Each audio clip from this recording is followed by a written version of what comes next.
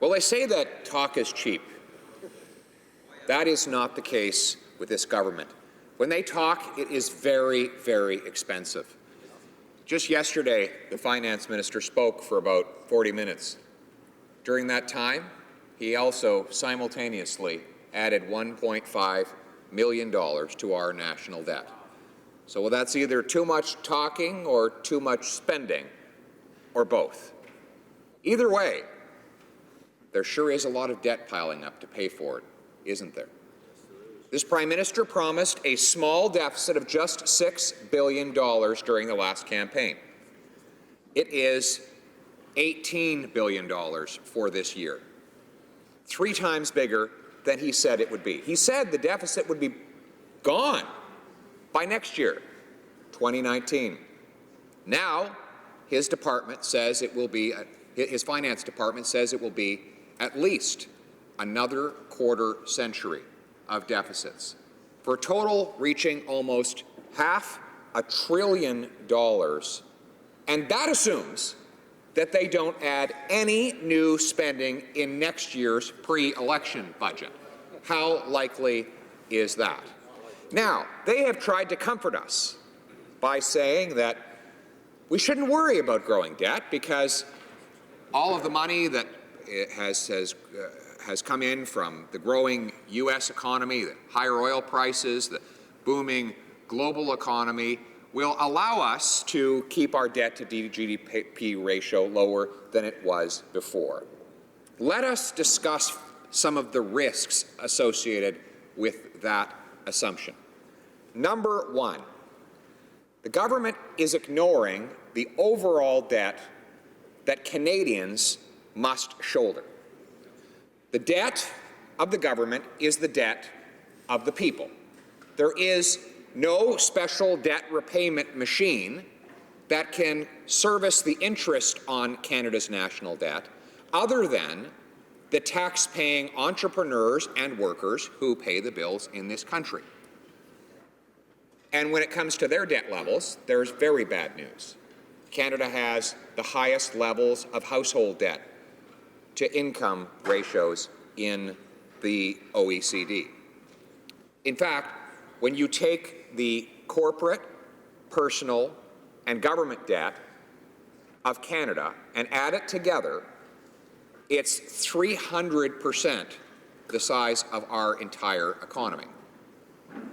That is, this month, for the first time ever, the biggest in the OECD. We have now surpassed Greece as the most overall indebted people in the entire OECD. What does that mean? It means that when interest rates go up, our families, our businesses, and our governments are going to be under a great deal of pressure. Now, the government has not planned for that eventuality.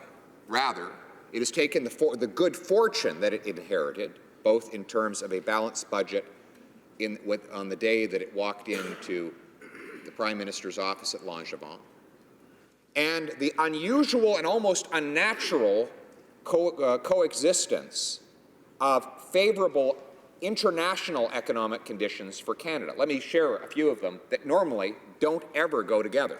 We have both a low dollar and high oil prices.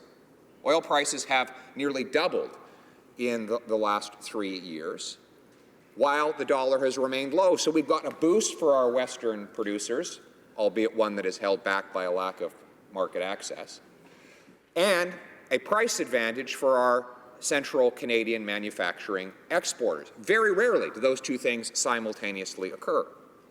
We have a booming U.S. and world economy, and yet still we have low interest rates. Again, those don't typically go together. But in this very brief window, they are. Unfortunately, it will not stay that way. Already, interest rates are going up. South of the border, just since September, the interest rate on the 2-year U.S. government bond has nearly doubled, from about 1.2% to about 2.2%. That doesn't sound like a big deal, does it?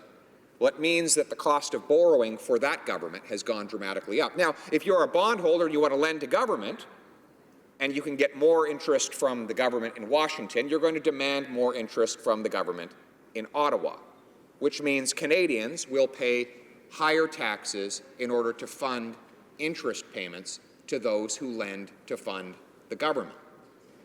And simultaneously, interest rates on consumer debt are slowly starting to creep up. Interest rates on mortgage debt are slowly starting to increase.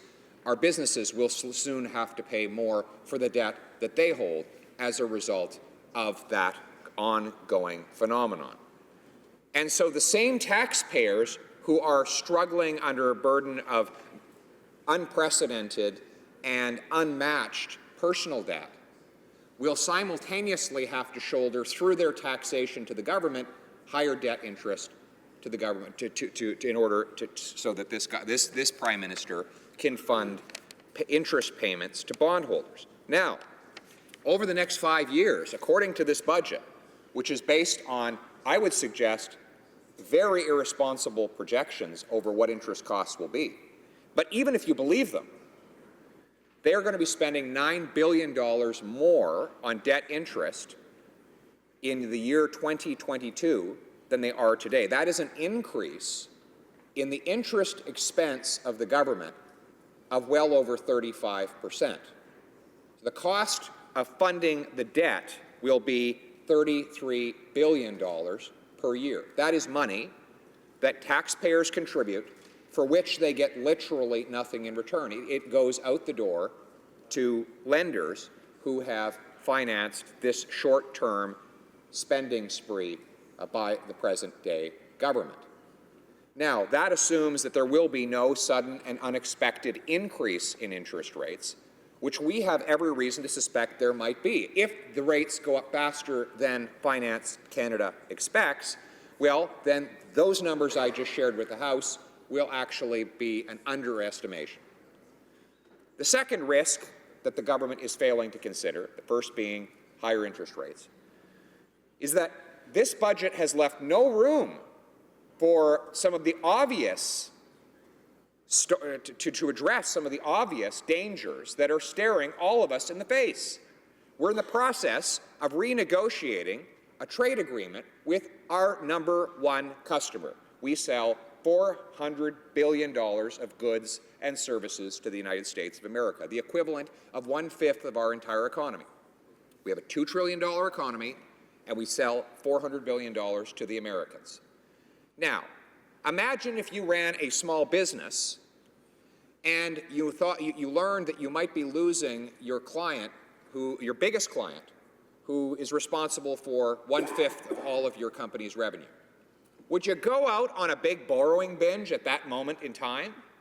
Or would you stabilize your finances to prepare for the eventuality that that client who has proven he or she to be unpredictable, as is the relationship we currently have with our biggest customer, or would you prepare for the eventuality that that client may no longer be buying your goods in the same numbers they have been in the past? There is nothing in this budget. There is nothing to plan for that negative eventuality, even though we all acknowledge, even the government, if it's being honest, acknowledges that the NAFTA negotiations are going badly and could finish with disastrous consequences for our economy.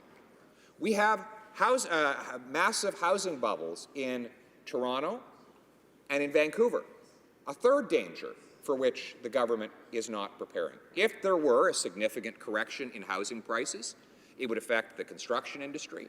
It would mean the net worth of households in those markets would dramatically decline. In some cases, they might be underwater on their mortgages. In other words, their home could be worth less than the mortgage itself. All of that would mean a big hit to federal government revenues and to the ability of the government to meet its own obligations, or, more importantly, to provide some relief to those families if such an eventuality were to occur. But that danger is not accounted for in these numbers either.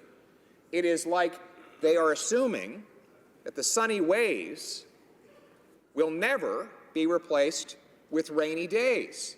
They have done nothing to prepare for that rainy day.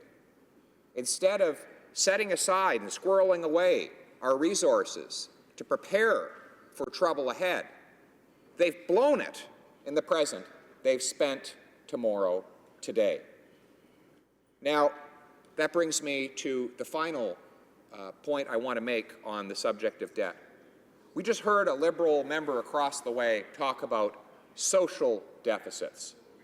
There are all these social shortcomings that need to be addressed. Of course, the Liberal solution to that is always more and more government, trickle-down government, the idea that they can scoop up all the tax dollars of the working class and the entrepreneurs, and politicians will give it to bureaucrats, bureaucrats to interest groups, or in form of corporate welfare to companies. And the hope is that some of this money will trickle back down through the system to the very people who earned it in the first place. But let's assume that there is a problem with social inequality in this country. And let's ask how a larger national debt affects those inequalities. Mr. Speaker, Madam Chair, who do you think holds the bonds in the Government of Canada? Are they the poor people, the suffering, the downtrodden? Are they even the aspiring and struggling working class? Of course not. Bonds in governments are overwhelmingly held by more affluent and even rich people. That's why you will always hear international bankers recommending governments go into deficit. Makes perfect sense for them. They're the ones lending the money and getting the interest. They receive interest payments. The working class pays them. And in that sense, debt interest is a wealth transfer. It is a form of redistribution from the working class to the super rich. And this government, by expanding the national debt, is carrying out a massive multi-billion-dollar transfer from the have-nots to the have-yachts, from those with the least to those with the most. And once again, we see that when government gets big and when the wealth of the nation is concentrated in the state, those with the power and influence over the state always win, are always better off. We on this side of the House of Commons believe in a merit-driven economy, where people get ahead through their hard work, where the free enterprise system allows everybody to do better by making everyone else better. A system where people make decisions with their own money rather than with the money of others. It's a great irony of our friends across the way who subscribe to 70s-style central planning that they think no person should be trusted with their own money, but that a person should be trusted with other people's money. The person they want to control other people's money is always them. And so it is a self-serving and egotistical ideology to which they subscribe. We on this side subscribe to a view that requires humility of government. We understand that the people who earn the money should keep the money, rather than having politicians use the power of coercive taxation to extract it from them and spend it on their behalf. Simply put, as my leader has, we believe in putting people ahead of government, in a system where no one can get ahead except by making someone better off, by offering them something that is worth more than they had to pay to get it. That is the free market system. And in reinstating that great free market tradition in this country, not only can we give everyone a chance to succeed, but we can replace this notion of modern-day aristocracy through big government with the notion of meritocracy through the free market. Thank you. Questions and comments? The Honourable Parliamentary Secretary to the Minister of Families, Children and Social Services. Madam President, it's always interesting to listen to the member opposite. He's clearly a very humorous presenter in the House, and we welcome his rhetorical flourishes. I guess I'd like to reflect on a couple of things. 3/4 of the national debt was generated by two Conservative prime ministers. Two. They outdid everybody else. They really, on debt, they really overachieved. Curious as to whether he's considering resigning from the party as a result of that horrid financial record. But the other thing I was really curious to have him flesh out and provide some more detail on is this notion that if the housing market suddenly corrected in places like Vancouver, a situation none of us want to see, but if it suddenly happened, the Conservatives talked about the enormous financial responsibility the federal government would have to bail out individual homeowners. Is it the Conservatives' policy now to protect the individual home prices for every single Canadian? Is that part of their fiscal plan for the future? Is that really what they're promising as a result of what they've heard in this budget? The honourable member for Carleton. Well, let's address the first question of the culpability of Canada's national debt. I believe if the honourable member looks back on the record, the largest share of our national debt would be rung up by one family. Consider that for a few moments, Mr. Speaker. Madam Chair. Secondly, and I'd rather not say the name because that family has a member in this House of Commons these days, and I know that it would be unparliamentary for me to name him, Madam Chair, but I believe that family has done more to build up Canada's national debt and thereby enrich the wealthy bondholders who collect interest on it than anyone else. And I'm sure that family gets regular Christmas cards from those bondholders thanking them for all of that debt. Now, Mr. Speaker, Madam Chair, excuse me, the member wants to talk about the housing market. No, we do not believe in bailouts. In fact, we have taken the opposite position. They want to bring in a bailout system through the infrastructure bank, which would require taxpayers bail out large corporate construction investors in the event that their projects go belly up. So we're not the party of bailouts, they're the party of bailouts.